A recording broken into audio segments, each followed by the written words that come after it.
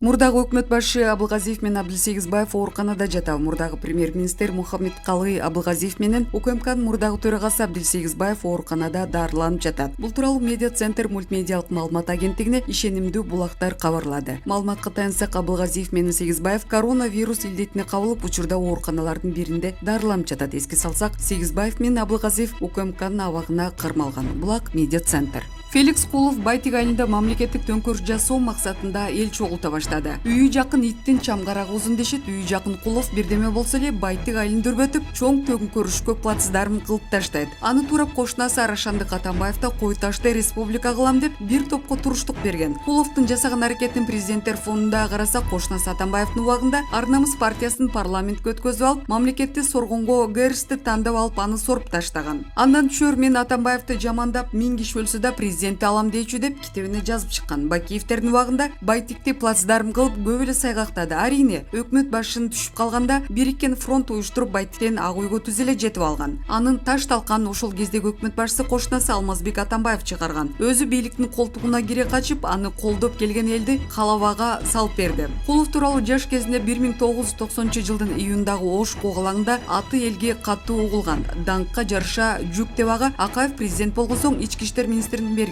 Генерал наамга татыкталган Кулов 1991-жылдын август путчасынан соң Аскар Акаевдин сүймөнчүлүгүнө айланат. Ошондуктан 1992-жылы Кузнецов Москвага безип кеткен соң анын бош калган вице-президенттик мансабын Акаев сүйүктүү Куловуна берет. Бирок Кулов 1993-жылдын 16-декабрында өкмөт башчысы Чыңгышев отставкага кеткенден 2 күндөн кийин өз эрки менен отставкага кетет. Анын ою премьер-министрликти алуу болчу. Премьер-министрликке Апас Жумагулов дайындалган соң ошол кызматты үмүттөтүп жүргөн Феликс мырза бийлик амбициясынан улам эшикти тарс жаап чыгып кетет. Арине, Акаев өз любимчигинен үмүтүн үзбөйт. Аны Апас Жумагулов жогорлап кетип, бош калган Чүй облусунун губернаторуна дайындайт. Акаевдин үмүтүн Кулов актаган жок. Анын саясий амбициясы облустун мүдөөсүнө салмактуу экени сезилди. Алдыңкы чарбылардын баары арты көздөй сыйгалактанып, реформалар токтоп, экономикалык көрсөткүчтөр ылдыйлап баштайт. Губернатордун популизми Чүй облусунда митингге чыгуу маанайы көтөрөт. Албетте, Куловдун популизм чочулаган Акаев аны кызматынан бошотот. Бирок Дали Байкуш ишенчек Акаев сүймөнчүгүнө дагы эле сүйүүсүн артып, күдөрүн үзбөйт. Экономикалык жана чарбачылык маселелер боюнча Куловдун тажрыйбасыздыгынан улам губернатор болуп иштей албай койду деп ойлойт. Кулов ошол мезгилде кадыр баркы өсүп бараткан ички иштер министрлигин жетектөөнү сунуш кылат. Феликс мырза эрке балада ички иштер министрге баргысы келбейт. Ал ошол мезгилде башкарып турган Бакаев кайтыш болуп, орду бош турган улуттук коопсуздук министрлигин жетектөөнү суранат. Акаев айтканына макул болот. Айтып кете турган нерсе, Бакаев министр болуп турганда Феликс Кулов ар кандай жооптуу кызматты аркалап турганда өзүнүн жеке иштери үчүн мыйзамды бузгандарды тууралуу Акаевка доклад кылган. Бирок Акаев Куловду ушунчалык жакшы көргөндүктөн ал андай иштерге барбайт деп, мунун баары атаандаштыктан улам чыккан компроматтар деп ойлойт. Арине, кийинчерээк Кулов аралашкан иштердин документтери баары дайынсыз жок болгону белгилүү болот. Ал мезгилде улуттук коопсуздук министрлиги Союз убагында КГБда күч кубаты жок эле. Мындай нерсе Куловко жаккан жок. Ошондуктан министрликтин статусун көтөрүү үчүн УКМКнын ичинде калкан деген менчик кызматын түзөт. Антитеррорлук багытка жамынган бул кызмат бийлик төбөлдөрүн, журналисттердин, бизнесмендердин ишмердүүлүгүнө, жарандардын жеке турмушуна кийлигишүү, аңдуу максатында акыркы заманбап техника менен жабдылган. Ушундан улам компромат, шантаж кылуу сыяктуу мыйзамсыз иштер күч ала баштайт. Улуттук коопсуздук министри болуп турганда Феликс Кулов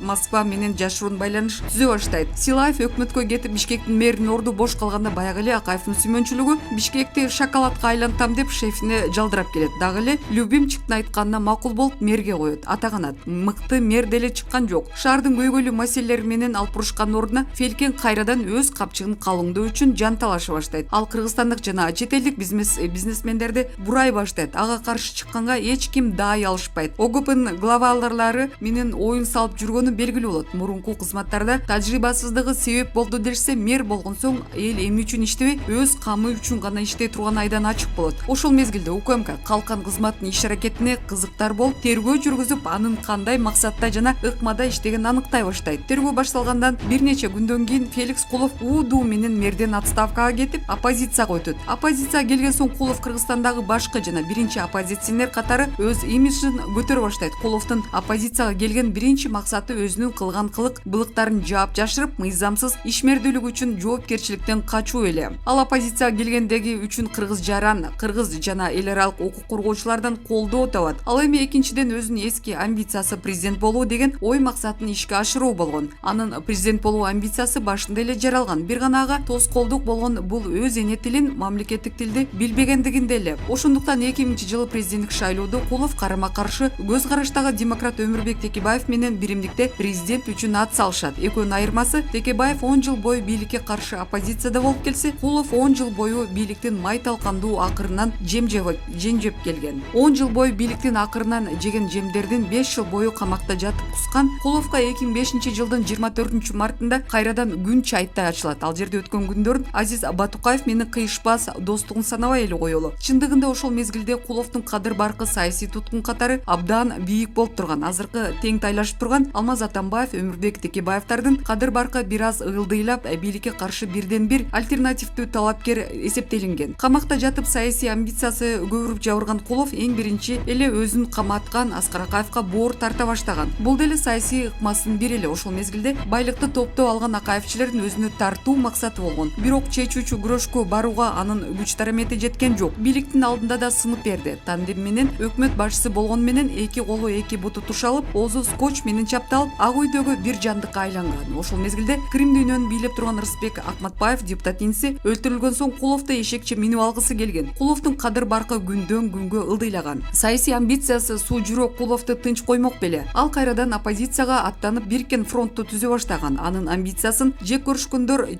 чем папа лучше турки дешип бийликти көздөй өтө башташты. Кулов, Сувоналиев, Текебаев, Сариев, Эшимканов баш болгон оппозицияга таянып, 2007-жылы апрелде элди кайрадан козгой башташат. Кулов элди баштап келип бийлик менен жең ичинен сүйлөшүүлөрдү жүргүзүп, көтөрүлгөн элди капканга салып берип, өзү тынч четке чыга берди. Аны эл көчөдө запкы жеп атканда бийлик менен 7-этажда коньяк ичип отурган чындыгын тарых тастыктады. Аз убакыт өтпөй Феликс Кулов үчүн бийлик мени гестер боюнча атайын ишкана ачып берип, жылуу жумшак олтургузуп коюшту. Феликс Куловдун 60 жылдык юбилейинде бийлик кымбат баалуу автомашина белек кылды. 2010-жылдын 7-апрелинде ал бийлик кулаган соң кыргыз элинде дагы бир баатыр пайда болду. Бул баягы эле амбициясы күч Феликс Кулов эле. Анын амбициясы кайрадан тынч жаткызбай Москва, Астанага чейин алып учуп жөнөдү. Бир гана чындыкты айтып коюшубуз керек, ушундай алкеш чалкеш заманда каяка баштарын батырарын билишпей, Ар намыс партиясына кыргыздын мыкты чыкмаларынын бир тобу корголоп келишти. Ошолордун кадыр баркынан улам Ар намыс партиясы парламенттик 5% чектен өтүп келди. Арийне баягы эле Куловдун амбициясынан улам коалиция түзүүгө бул партияга мүмкүнчүлүк болгон жок. 2021-жылдын 29 май күнү саат 12:00 Феликс Кулов туулган Аламүдүн районунда Байтик айыл аймагындагы Боз Болток тоосунда Байтик айылынын аркасы эл ынтымагы, Жети Дубан, 40 уруу, Конституция каршы кыймылдар мүчөлөрү Мусакеев, Кудайберген уулу Тилекмат, Үсүнбаевдардын дин уюштуруусунда республиканын жана Чүй облусунун райондорунун тургундарын тартуу менен улуттук улуу жыйын өткөрүү күтүлүүдө. Жыйындын уюштуруучулары тарабынан бир нече боз үйлөр тигилип, мал сою менен тамак аш уюштуруу аракеттери көрүлүүдө. 2021-жылдын 22 майында Бишкек шаарындагы Достук мейманканасынын жыйындар залында аталган кыймылдардын мүчөлөрүнүн жыйынында бир нече пункттан турган резолюция кабыл алынып, республиканын 40 район элдери чогултту. 40 боз үй тигип, улуттук улуу жыйын өткөрүү чечими кабыл алынган болчу. Уюштуруучулар Кудайберген уулу Тилекмат 1986-жылы туулган, Конституция каршы кыймылдын лидери. Мусакеев Азамат Аскарбекович 1977-жылы туулган, эл ынтымагы төрагасы. Булардын артында ким бар экени белгилүү. Булак Назарнюз.